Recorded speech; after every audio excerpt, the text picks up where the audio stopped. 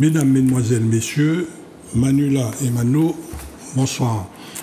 Aujourd'hui, on a le plaisir de pouvoir vous présenter Maître Pascaline Saint-Joseph, qui va vous donner quelques éléments pour comment sauvegarder notre patrimoine par rapport à ce qui va se passer avec le réchauffement climatique. Mes respects, Maître. Bonjour, Monsieur Grabin. Enchanté. Merci. Content d'être là avec vous. Moi aussi. C'est un plaisir partagé. Maître, nous voyons arriver des choses de plus en plus, on ne peut pas dire cruelles, naturelles. Nous avons provoqué pendant des années la nature. Et nous continuons à provoquer la nature. Et elle réagit de temps en temps.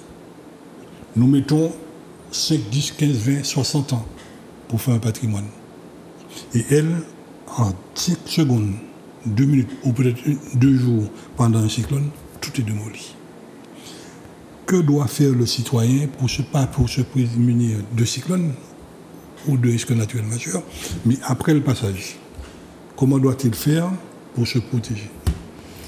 Alors, pour qu'un citoyen puisse se protéger effectivement de ce qui nous arrive de plus en plus souvent, avec le réchauffement climatique, on parle souvent de risques naturels majeurs et il s'agit non seulement de cyclones, mais aussi de séismes et de tsunamis. Ça englobe notamment également les glissements de terrain. Malheureusement, notre actualité nous montre que nous ne sommes pas à l'abri, bien que souvent on se dise en notre pays Martinique qu'on a la chance de passer entre les mailles du filet, mais on n'y passe pas toujours. Ce qui est important, c'est de déterminer quel est le patrimoine et comment le sauvegarder. Donc, on est dans un pays où il y a beaucoup de biens en indivision. Il y a beaucoup de familles qui habitent sur des terrains, qui n'ont pas encore tout séparé. Et parfois, les gens se disent je n'ai pas la capacité de prendre un contrat d'assurance. C'est pas vrai du tout. Une assurance peut être prise même lorsqu'on n'a pas un titre de propriété. À partir du moment où on justifie d'avoir un intérêt dans la préservation et la conservation de ce bien. Donc, moi, je milite pour que tout le monde puisse prendre des assurances. On se dit, on paye une assurance tous les mois. On paye une assurance tous les mois et si quelque chose arrive, vous m'allez pas n'y prendre. Donc, à mon sens, il faut effectivement prendre une assurance. Pourquoi? Parce que bien que la loi du 28 décembre 2021 ait renforcé l'indemnisation des personnes en cas de catastrophe naturelle, s'il n'y a pas de contrat d'assurance, il n'y aura pas d'indemnisation. Donc, il faut prendre une assurance. C'est clair. C'est incontournable. C'est incontournable. Lorsqu'on prend cette assurance, il faut aussi déterminer qu'est-ce qu'on assure. Donc, il faut avoir la preuve de la valeur du bien, et notamment les biens mobiliers et les biens immobiliers. On a la chance maintenant, les choses sont scannées, même s'il y a un cyclone, on ne peut pas indiquer oui, mais les factures se sont envolées avec le cyclone ou ça s'est effondré dans le tremblement de terre. C'est important de scanner ces documents. Donc d'avoir ces factures pour pouvoir être en mesure de déterminer la valeur du bien et d'avoir la preuve en scannant notamment les différents documents. La preuve qu'on est propriétaire de ce bien. Ça peut être un fauteuil, ça peut être on a acheté, donc on a la facture, c'est en notre nom. Et aussi de la valeur du bien. Parce que, bien évidemment, lorsqu'on sollicite une indemnisation, on ne veut pas un euro symbolique. On veut avoir la possibilité d'entrer, on va dire, dans ces fonds par rapport à ce qu'on a dépensé pour ce bien-là. Donc, c'est important de savoir combien il valait lorsqu'il a été acheté. Alors, en dehors du scan, il y a une protection simplement tout à fait naturelle. C'est le petit bac en plastique, un tupperware ou autre. On peut stocker dedans. Avant, on avait les bidons avec le bouchon rouge. Oui, et ça, on sait qu'il est à l'abri. Si en cas d'inondation, ou en cas de coup de vent ou autre, on sait où il est logé. Tout à fait. Et à partir de ça, vous pouvez retracer ce patrimoine. Concernant le bâti, nous savons qu'avec l'élévation du niveau de la mer, on aura de gros sinistres. Et actuellement, l'État n'est pas en mesure de nous dire où est son trait de côte, où est sa limite. Que conseillez-vous là-dessus? Est-ce que vous avez un passage? Ben, je pense qu'il faut aussi, vous m'en aviez parlé, hein, on n'appelle pas ça une photographie, mais on en avait parlé, ça permet vraiment de délimiter quelle était l'étendue du trait de côte. Oui, alors, juste pour rafraîchir la mémoire du téléspectateur. On en avait parlé lors de la dernière émission. Il suffit que le propriétaire du terrain fasse une demande d'une photo aérienne Tout à fait.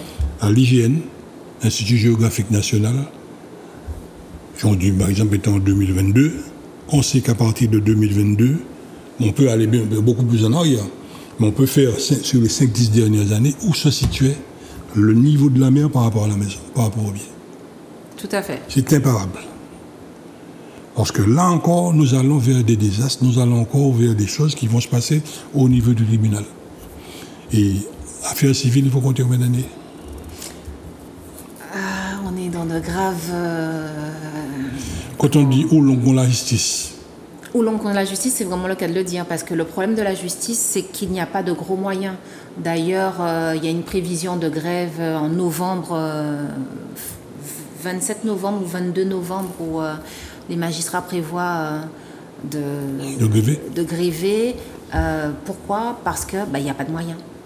Et comme il n'y a pas de moyens, les moyens humains, il n'y a pas de moyens humains, il n'y a pas de moyens matériels. Le budget de la justice, il a augmenté de 8% et on a l'impression que c'est la panacée. Mais de façon concrète, on se retrouve avec des jugements qui sont... des procédures qui sont de plus en plus longues, des jugements qui ne sont pas rendus à temps.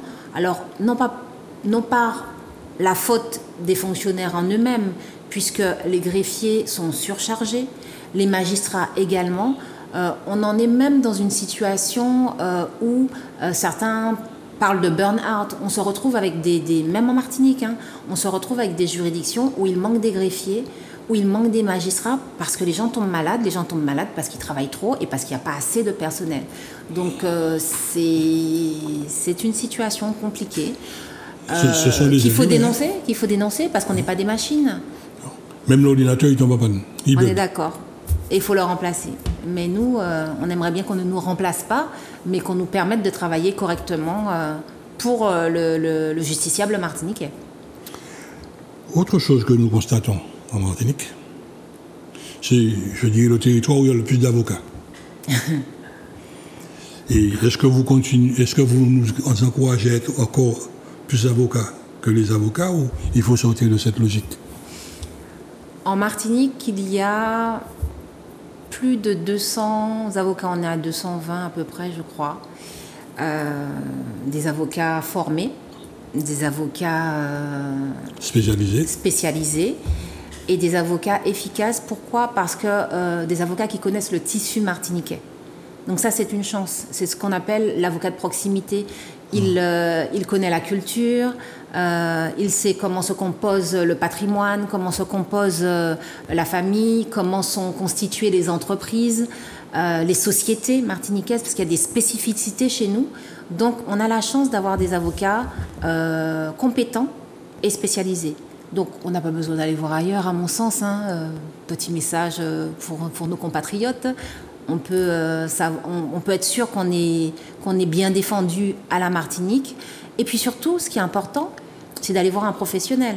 Moi, si je veux construire un mur, je vais voir un professionnel du BTP, je vais voir un maçon, je vais voir un maître. Je vais me poser les bonnes questions. Je n'irai pas voir sur Google... allô Google, qu'est-ce qui se passe sur telle chose ou c'est telle chose. Et la situation est difficile, est compliquée quand tout le monde est sachant. Et quand tout le monde, avec ce petit outil... sur tous les textes qui existent. Et qui ne sont pas toujours adaptés. Ou, écoute, monsieur un tel qui a dit, il paraît que... non, ça, c'est pas des personnes spécialisées. Et le souci, c'est que... lorsqu'il y aura un problème, personne ne va pouvoir en répondre. Tandis qu'un avocat, il a une responsabilité. Il a une responsabilité professionnelle. Donc, s'il commet une faute professionnelle, on a des assurances, nous, les avocats. Donc, l'assurance peut prendre le relais. Donc, il vaut mieux aller voir un spécialiste qui est assuré, qui est compétent, au lieu de poser la question à la voisine, à la cousine, qui est peut-être animé de bonnes intentions, mais qui n'y connaît malheureusement pas grand-chose. Qui n'a pas la maîtrise du dossier qu'on doit défendre. Tout à fait. Et puis, comparaison n'est pas raison, comme on dit ici. On ne peut pas comparer des situations différentes et indiquer « oui, mais moi j'ai obtenu ceci ou j'ai eu cela », alors que ce n'est pas du tout le même dossier. Il y a aussi des problèmes de langage. Le langage martiniquais, bon ben, il n'est pas compris souvent par ceux de l'extérieur. Il y a de mauvaises interprétations. Alors, la différence se fait tant au civil qu'au pénal, hein. On a la chance d'avoir en ce moment au Palais de Justice des interprètes qui sont très compétents, mais en termes de langage, effectivement, lorsqu'un client vient voir un avocat, qu'il explique son litige, hein, qu'il explique ses difficultés, on n'a pas un interprète avec nous, hein. Donc, si nous capons en créole ou si nous capons en français. Et on voit tout à fait si on est en mesure d'aider la personne, comment mettre en termes juridiques, comment expliquer la difficulté que la personne a, qu'elle n'est pas tout à fait parfois capable d'expliquer avec des termes juridiques, parce que d'une part ce n'est pas son domaine, et même avec parfois c'est plus facile de parler en créole parce que la conversation est plus fluide et puis qu'on peut mieux cibler les problèmes. Certaines personnes viennent vous voir en vous disant moi j'ai tel problème, et on se rend compte en discutant avec elles qu'il n'y en a pas un seul, et que oui je suis venue vous voir parce que je veux saisir le tribunal administratif, et on se rend compte que non, il faut saisir le TJ en référé. Et c'est important de parler le même langage et d'être en mesure de comprendre son interlocuteur. Et puis de l'écouter. Écouter pour comprendre. Vous savez, il y a eu des anecdotes au niveau du tribunal. Bon, je ne sais pas comment ça se passe maintenant, que j'ai perdu l'habitude d'y aller. Bon, la plus belle que j'ai vue, c'est une dame où le juge lui dit « Madame, vous êtes mal fondée pour faire cette réclamation. » Et c'est mise comme toutes nos cabrioles en Martinique. Et même sur le côté, brandissant le ventre pour lui dire, monsieur Légy, modèle là, j'ai été à Douvron, là, il est mal fondé. Ah, je ne connaissais pas. Je ne connaissais pas cette anecdote, mais effectivement, il y a des termes spécifiques. Quand vous êtes mal fondé, ça veut dire que votre action ne va pas aboutir parce qu'elle n'est pas justifiée. Mais ça n'a aucun rapport avec ce que vous venez de dire. Elle avait perçu par rapport à ce qu'elle connaissait du mot. C'est pour dire qu'au niveau du langage, ça peut aller très loin. Alors, pour revenir au bâti, en dehors du bâti, on a des exemples. Ce qui s'est passé à Font-Saint-Jacques. Ceux qui étaient assurés, on a vu, ça a été assez rapide. Et ceux qui ne le sont pas sont toujours encore dans le moulin.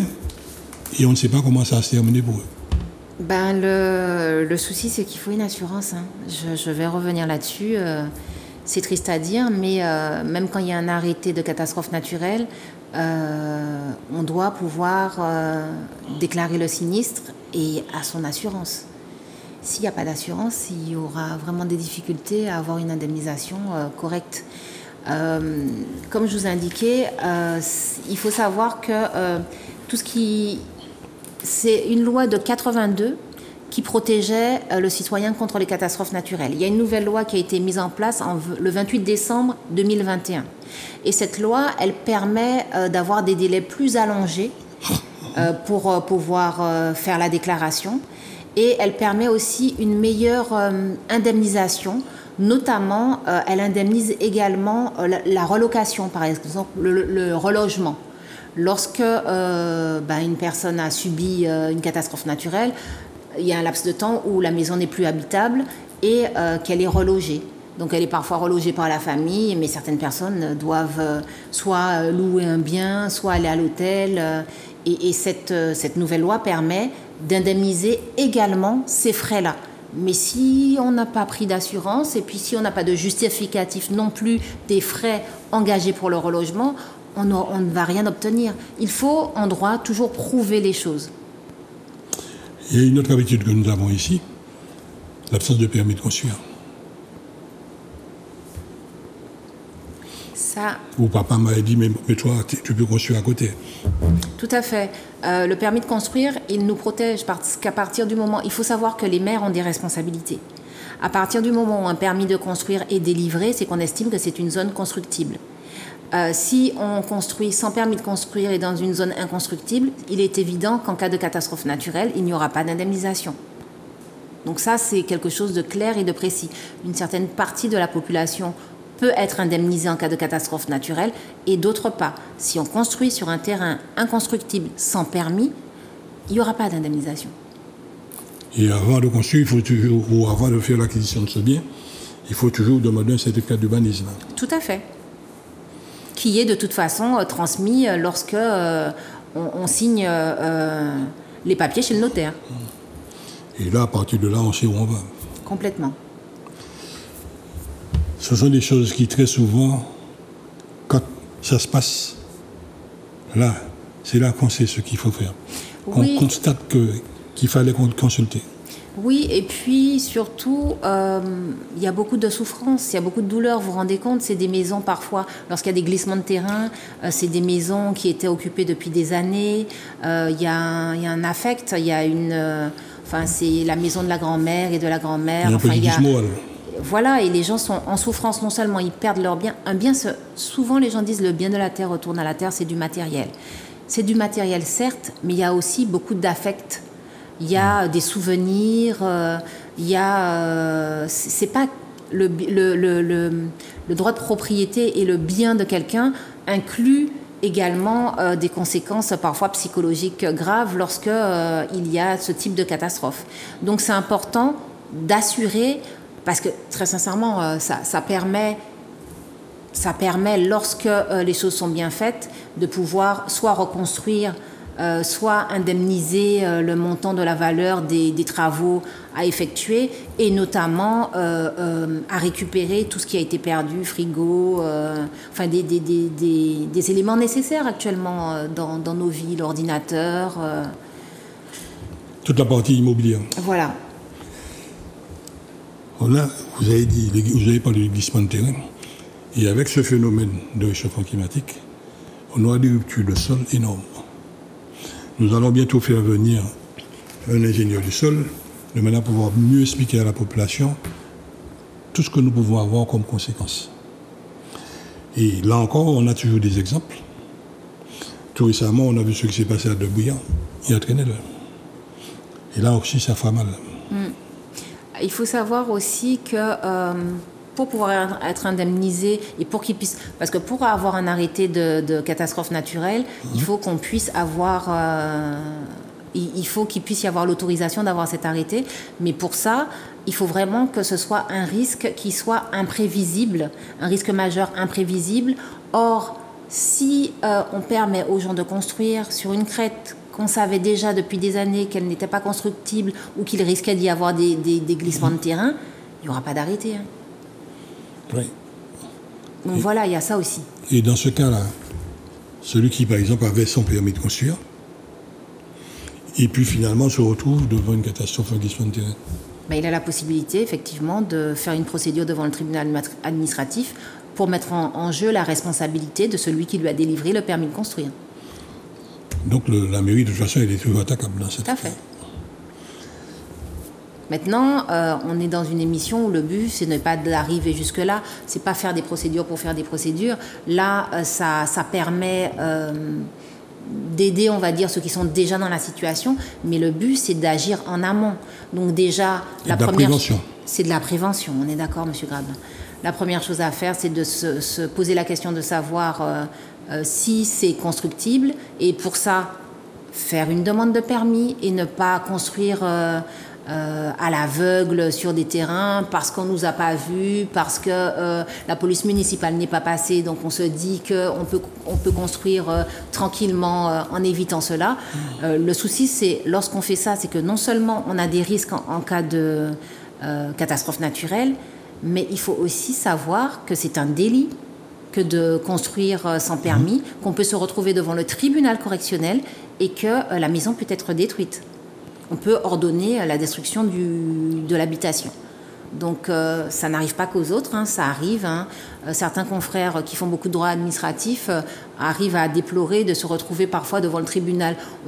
On les voit, on se dit « Ah ben tu es au pénal aujourd'hui, tu es en salle correctionnelle ». Oui, malheureusement, j'ai une cliente qui est venue me voir parce qu'elle est poursuivie pour avoir construit sur un terrain sans permis. Et les gens ne sont pas souvent au courant du fait que ça existe, mais aussi que c'est poursuivi. C'est poursuivi en Martinique. Parce qu'il y a des délits qui existent, mais que le procureur ne poursuit pas toujours.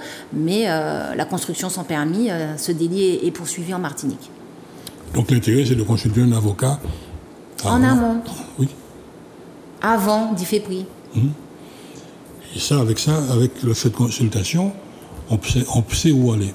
Tout à fait. On voit, ça permet de faire un état des lieux de la situation et de diriger le client, la personne qui a le litige, vers la bonne procédure à engager pour pouvoir préserver son bien si c'est encore possible.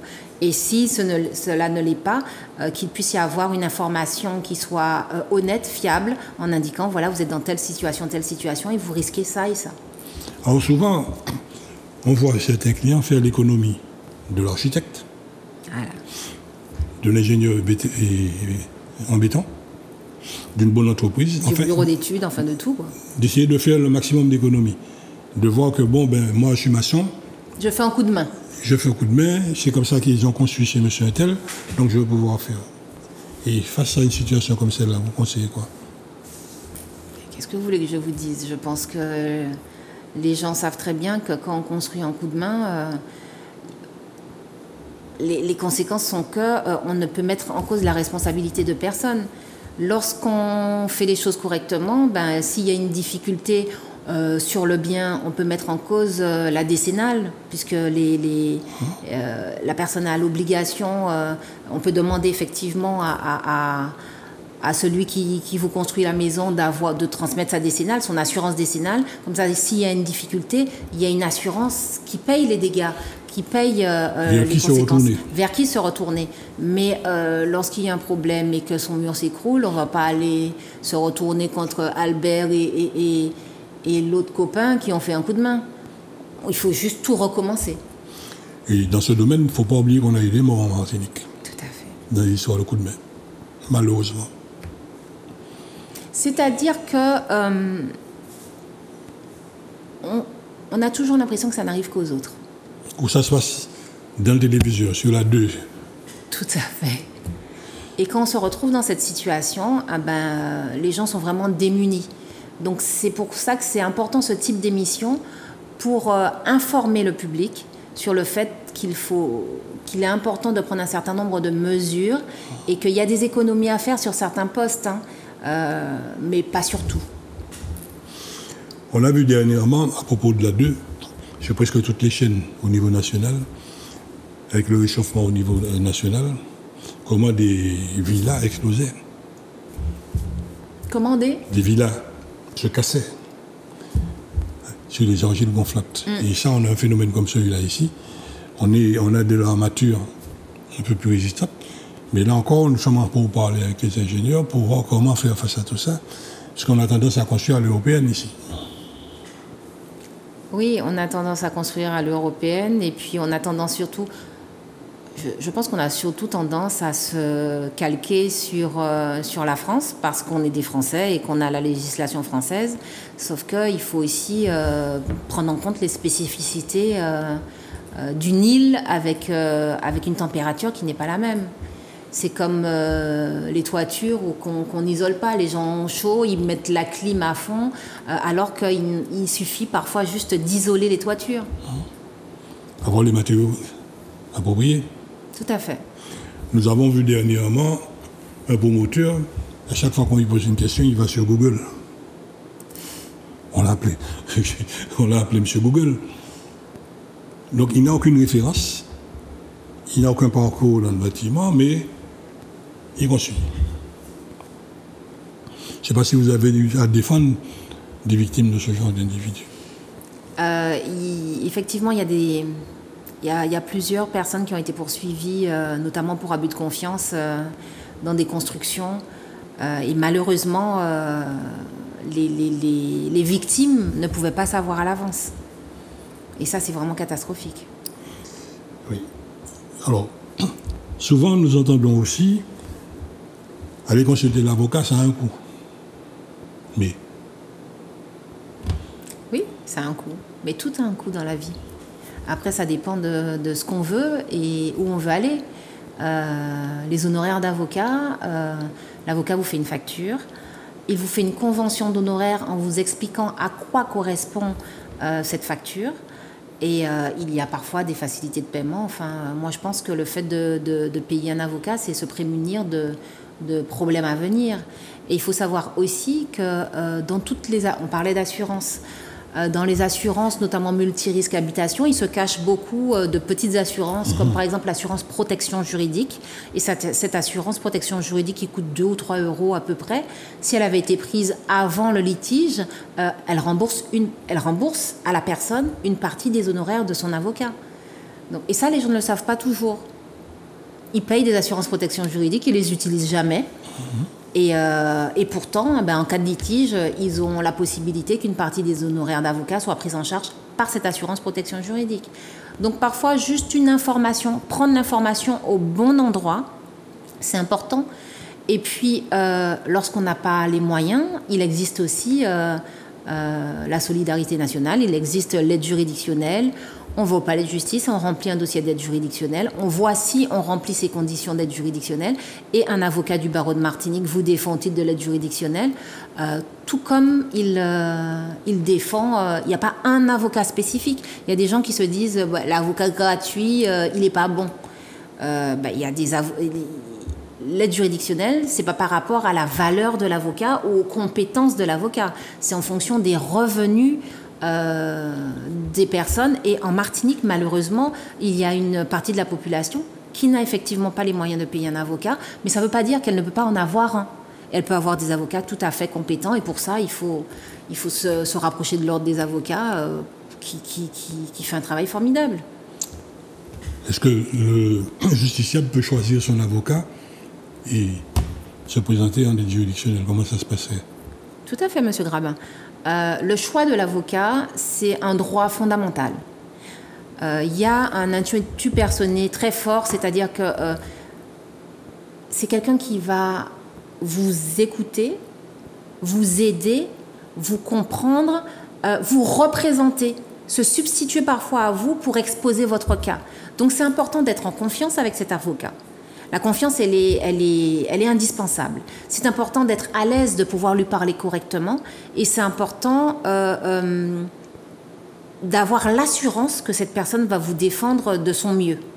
Alors, si on n'a pas les moyens de payer un avocat, on peut tout de même choisir son avocat, c'est-à-dire appeler un avocat qu'on souhaiterait qu'il puisse défendre notre cause et lui demander est-ce que vous acceptez de me défendre au titre de l'aide juridictionnelle, et si c'est le cas, cet avocat fait une attestation d'acceptation d'aide juridictionnelle.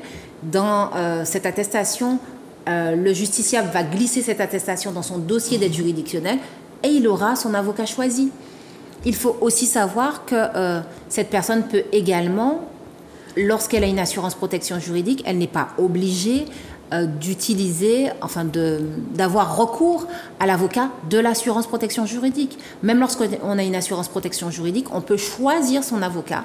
On n'a pas à se voir imposer le nom de l'avocat par l'assurance protection juridique. Donc c'est important de s'informer de toutes ces possibilités pour accéder à une défense de qualité. Et une défense de qualité, il y en a sans problème en Martinique. Et puis, ne rien cacher à l'avocat. Mon petit docteur me l'a dit par ailleurs. Ah oui, alors ça, c'est toujours très désagréable. Hein. C'est toujours très désagréable de découvrir des choses en pleine procédure. Ça n'a aucun sens. Lorsqu'on fait une convention d'honoraires avec le client, notamment, on lui indique que l'avocat doit mettre en œuvre...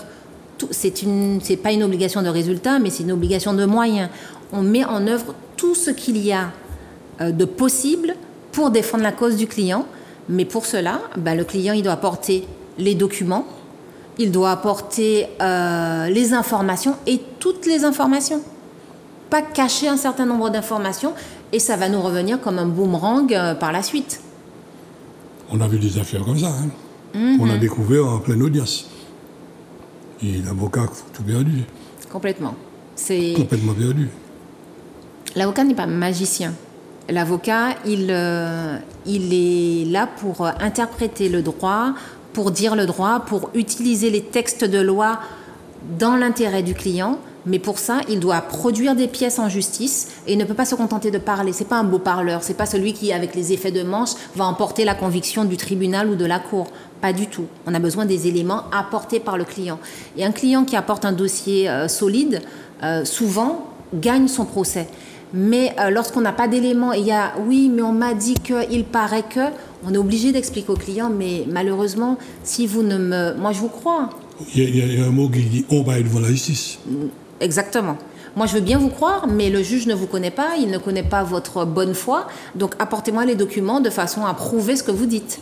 Et là, notamment en matière d'assurance, il y a certaines personnes qui vont vous dire « oui, mais moi, je ne me comprends pas, j'ai perdu tel bien qui valait, mais ça avait une valeur inestimable. » Oui, mais il faut prouver cette valeur. Donc, est-ce que je peux avoir des factures? Ah, mais ça fait tellement longtemps, hein, c'est ma grand-mère qui avait. Si on n'a pas de facture, on n'a pas de preuve, on n'a pas la possibilité d'avoir une indemnisation juste. Autre chose, dans les contrats d'assurance, lorsqu'on assure un bien, c'est important, on vous demande aussi à quelle hauteur on assure la valeur. C'est important de donner la bonne valeur, parce que sinon, par la suite, on ne pourra pas avoir une indemnisation au-delà. Ça, ce sont des choses que souvent nous oublions. Oui, parce qu'on est pris par le flot impétueux de la vie. Et dans la vie de tous les jours, on s'occupe des enfants, on s'occupe des parents malades, on va au travail, on arrive fatigué, on prend le TCSP, ou on prend la voiture dans les embouteillages et on ne pense pas à tout ça. Et c'est pour ça que c'est important de voir des professionnels pour penser à ça à votre place. Et c'est pourquoi il faut refuser dans les discussions de voir les avocats vinaigrettes. On en a tout plein en Martinique. Alors, c'est quoi ça, les avocats vinaigrettes? L'avocat, il s'allie 2 fois en justice. Bon, on le choisit. Et puis l'avocat qui, là, à ce moment, qui peut vraiment être l'avocat féroce, il n'est pas utilisé. Bon, je vous laisse ces propos. Moi, je ne pourrais pas déterminer qui est avocat vinaigrette et qui est avocat féroce. Je dirais qu'il y a juste des avocats compétents et surtout, ce qui est le plus important, c'est d'avoir quelqu'un en qui on a confiance. La confiance, c'est le mot clé. En dehors de tous ces phénomènes, nous constatons une chose. Très souvent, on a acheté une propriété, et puis après quelques désordres naturels, les eaux de ruissellement arrivent chez vous. Que faut-il faire dans ces conditions? On prend son coutelas, on prend sa fourche, on fait quoi? Non, on ne prend pas de coutelas, on ne prend pas de fourche. Surtout, on fait un constat d'huissier. Hein. Parce qu'il faut pouvoir constater les désordres dont on fait état. On fait constater par un huissier et on vient chez son avocat avec son constat d'huissier. Avocat qui va solliciter une expertise pour pouvoir déterminer effectivement d'où ça vient et faire une procédure adéquate devant le tribunal pour pouvoir faire cesser les désordres.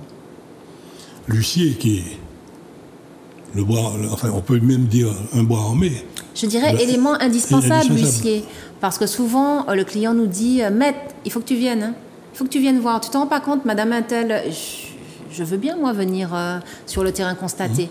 Mais en tant qu'avocat, je n'ai pas... je ne peux rien faire sans constat d'huissier. Ma propre constatation, le fait de voir, ne va rien changer. C'est la raison pour laquelle, avec un constat d'huissier, ça permet de saisir le tribunal en référé expertise et avec ce constat, de désigner un expert qui va réunir toutes les parties et nous serons tous présents, l'avocat du demandeur, l'avocat des défendeurs, et en mesure de vérifier quelle est l'origine du dommage et pouvoir en tirer les responsabilités et l'indemnisation qui suit. Parce qu'il s'installe un débat contradictoire entre tous ces professionnels. Complètement. Un débat contradictoire, mais il faut savoir qu'il ne suffit pas de faire une belle petite assignation de 2 pages en disant « mon client a tel problème ». Si on ne le prouve pas, ce n'est pas suffisant. Et souvent, les gens vous disent « Ah, mais maître, je t'ai envoyé une photo par WhatsApp ». Non. C'est pas une preuve. Elle n'est pas certifiée. Les photos WhatsApp ne sont pas des preuves.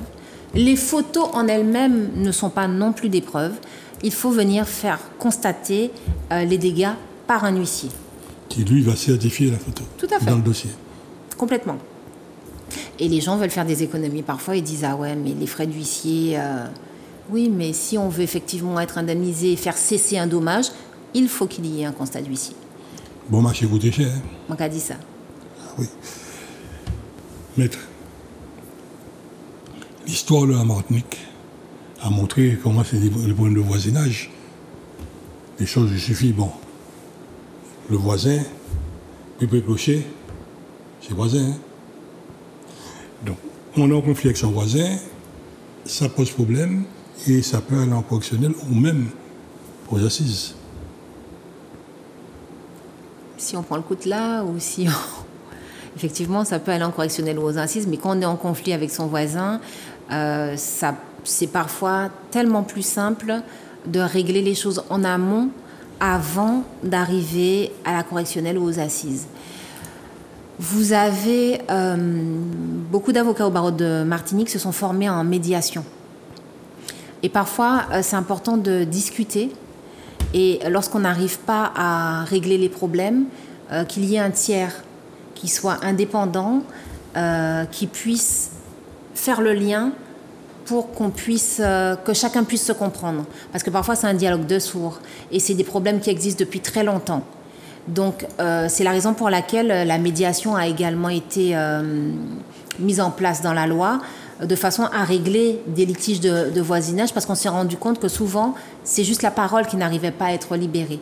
Donc, lorsqu'on a un problème avec son voisin, on saisit le tribunal judiciaire, le juge du contentieux de la protection, et puis, en premier lieu, il y a une médiation, et on a la possibilité de régler ces problèmes à l'amiable, et lorsque ce n'est pas possible, mais le juge peut régler ce problème. Mais c'est toujours, on va dire, moins grave de se retrouver devant le TJ deuxième chambre ou devant le juge du contentieux de la protection que de se retrouver en correctionnel pour violence volontaire avec arme sur son voisin ou devant la cour d'assises parce qu'on l'a tué. Et tout ça pour un problème qui aurait pu être réglé en amont. Les petits problèmes, on se rend compte souvent, en tant qu'avocat, mes confrères et moi, on a souvent constaté que les petits problèmes non réglés prennent des proportions démesurées et en arrivent à des extrémités comme la cour d'assises. C'est-à-dire au début avec l'enterrement. Pas mal. Oui, c'est où tu es. Oui. Donc la solution, ça se déclenche comment? J'ai un problème avec mon voisin, je viens vous voir ou je viens voir le voisin pour dire on va vous remettre, comment ça se passe? Alors si on a un problème avec son voisin, que c'est tellement tendu qu'on n'arrive pas à discuter, vaut mieux aller voir un avocat en indiquant j'ai tel problème avec mon voisin, en donnant les preuves que ce problème existe vraiment, que c'est pas quelque chose qui sort de son imagination. Et à ce moment-là, l'avocat, qu'est-ce qu'il fait? Il envoie un courrier au voisin pour indiquer voilà, est-ce que vous seriez à même d'engager une procédure de médiation, une procédure amiable pour qu'on puisse régler ce litige. Donnez-moi le nom de votre conseil. Et à ce moment-là, on essaye de régler les choses comme ça. Mais c'est pas la peine d'aller devant son coutelas, avec son coutelas devant chez le voisin pour lui dire il faut nous régler les problèmes là, jeudi, parce qu'on m'en paie pas encore. Et le fait de recevoir cette invitation, ça peut ne pas l'énerver? Il y a ceux qui peuvent s'énerver. Il y a ceux qui peuvent s'énerver. On n'a pas tellement de moyens d'action sur ceux qui s'énervent de façon démesurée. Mais en général, on fait quand même attention à mettre dans le courrier qu'il y a un désir de régler à l'amiable cette difficulté et que c'est parce qu'il y a un problème de dialogue qu'on souhaite que cela soit réglé sans en arriver à une procédure judiciaire. Maître. On peut tout dire, mais ça dépend effectivement de la manière. Il faut aussi savoir que parfois, on est véritablement en opposition et qu'aucune procédure amiable ne va aboutir, aucune médiation ne va aboutir parce que chacun campe sur ses positions et chacun a des positions même opposées. Et à ce moment-là, il faut qu'il y ait un juge qui tranche. Mais vaut mieux que ce soit fait rapidement, qu'on ne laisse pas pourrir les situations. Maître, nous regardons notre société. Nous sommes tous parents.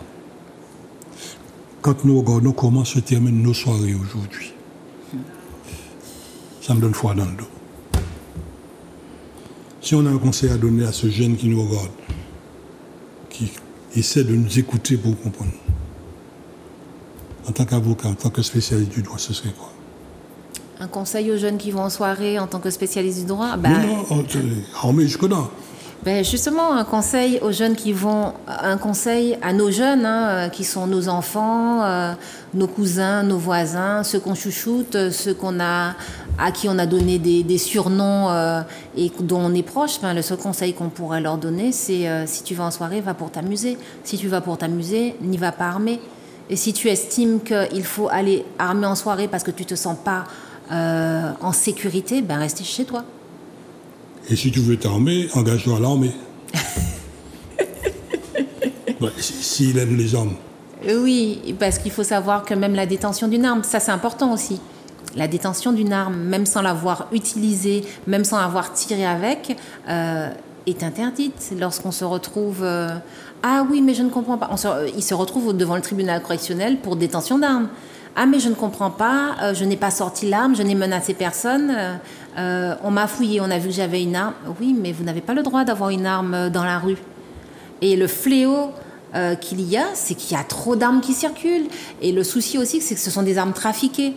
Et donc souvent, ces armes trafiquées, elles sont létales, elles créent des dommages corporels très important. Irréversible des fois. Complètement. On en retrouve en situation de handicap grave, on en retrouve avec des traumatismes crâniens, et puis on en retrouve malheureusement pour toutes les mères qui ont perdu leur fils, leur fille, parce qu'ils ont soit eu une balle perdue, ou soit parce qu'il y a une soirée qui a mal tourné.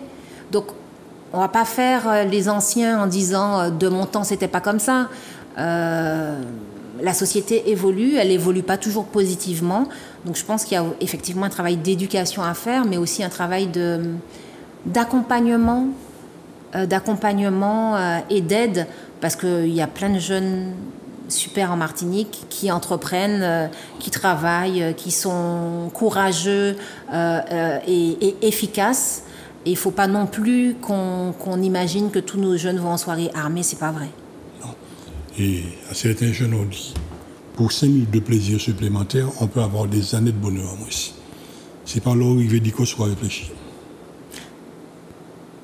Oui, et puis ce qui est important aussi, c'est très important ce que vous dites, M. Grabin, parce que pas plus tard qu'il y a même pas 2 heures, j'étais dans la salle, j'étais au juge aux affaires familiales, et dans la salle d'attente du juge aux affaires familiales, j'entendais des dames parler entre elles et qui disaient « Ah ouais, mais ces messieurs, yo meilleur qui nous, yo bien, yo nité les du cos, toute bagarre qui a passé bien, yo tiré en les mounes et puis après yo hébergé gratuitement du cos. » C'est pas vrai.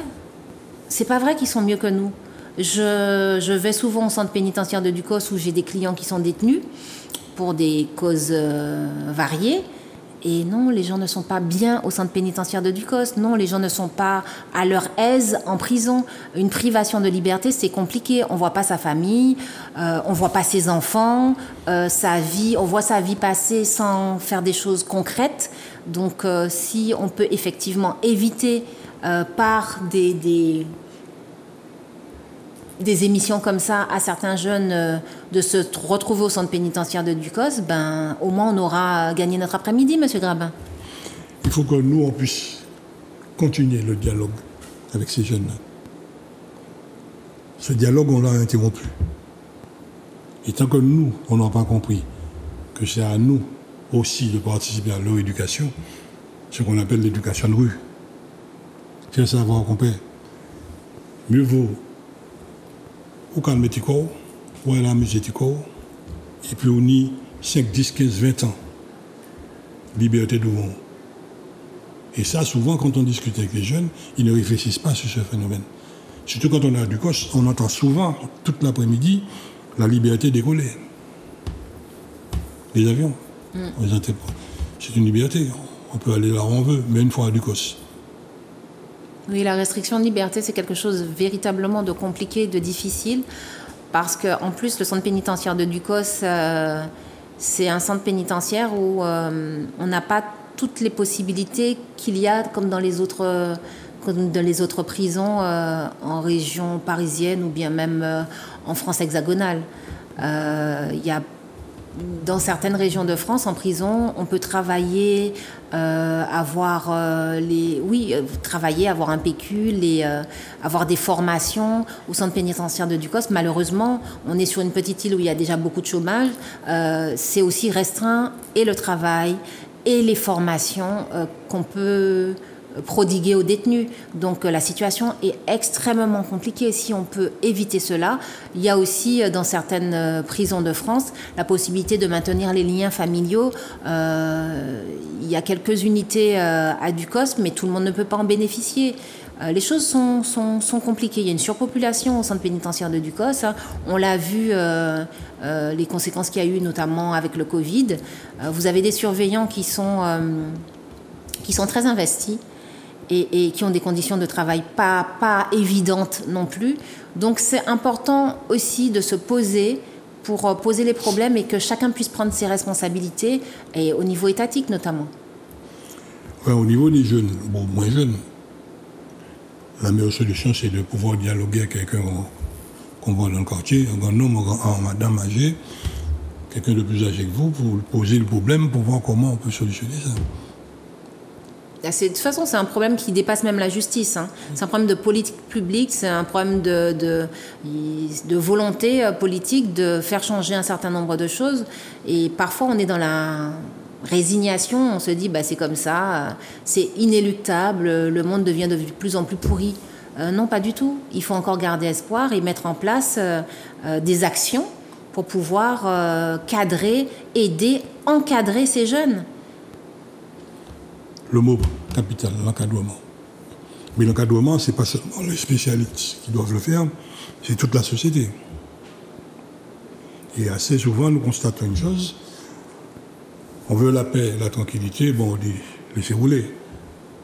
Mais quand mauvais coup de fusil abattu, la famille elle est complètement démontée. Et c'est là que nous disons que l'urgence, c'est de pouvoir faire comprendre à ces jeunes: tu peux t'amuser, respecte la société, respecte tous ceux qui sont autour de toi. Moi, je pense que c'est aussi important qu'il y ait des alertes, parce que parfois, on voit le jeune glisser dans la délinquance ou on le voit glisser vers la violence. Il arrive, et ce n'est pas tout le temps le cas, mais il arrive effectivement que les parents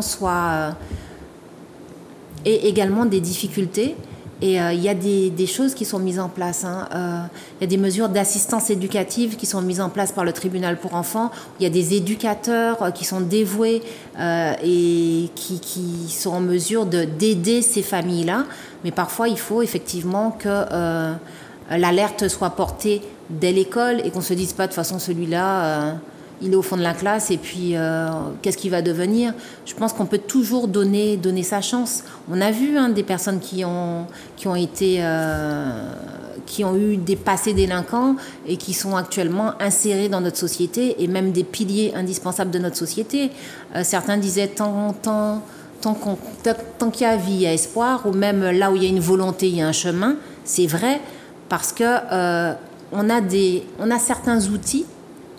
Mais comme vous indiquiez, M. Grabin, où il faut aussi que chacun d'entre nous se sente responsable, lorsqu'il y a une difficulté, qu'on voit qu'il y a un jeune qui est en difficulté, il appartient, je ne dirais pas de dénoncer, ce n'est pas de la délation, de la dénonciation, mais il appartient d'alerter les autorités compétentes pour pouvoir aider cette personne.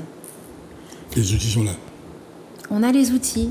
On n'a pas toujours les moyens financiers et ces moyens-là doivent être donnés à la justice, à mon sens. Mais bon, ça, c'est un autre débat. Maître, nous vous avons écouté. On a pu comprendre tout ce que vous avez dit. Si vous avez quelque chose d'autre à rajouter, en conclusion, ce serait quoi? Le sens de votre émission, écouter pour comprendre, je pense qu'on est dans une société où on s'écoute beaucoup parler, soi-même, où on colporte beaucoup de ragots, où on reprend beaucoup ce que les autres disent. Moi, je pense que ce serait plus important d'écouter l'autre, d'avoir des cercles de discussion où on peut s'écouter, que dans les familles notamment, qu'il puisse y avoir des espaces de discussion de façon à comprendre les problématiques de chacun. écouter pour comprendre. Surtout de ne pas oublier une chose. L'échec, c'est le porte-flambeau de l'expérience. C'est pas force qu'on a échoué là que la vie finit, la vie bout. Bien au contraire, on rebondit. Merci encore, maître. Et puis au plaisir de vous revoir. Avec plaisir, monsieur Grabin. Tout le plaisir est à partager. Chers auditrices, chers auditeurs, nous vous disons à très bientôt pour une autre émission.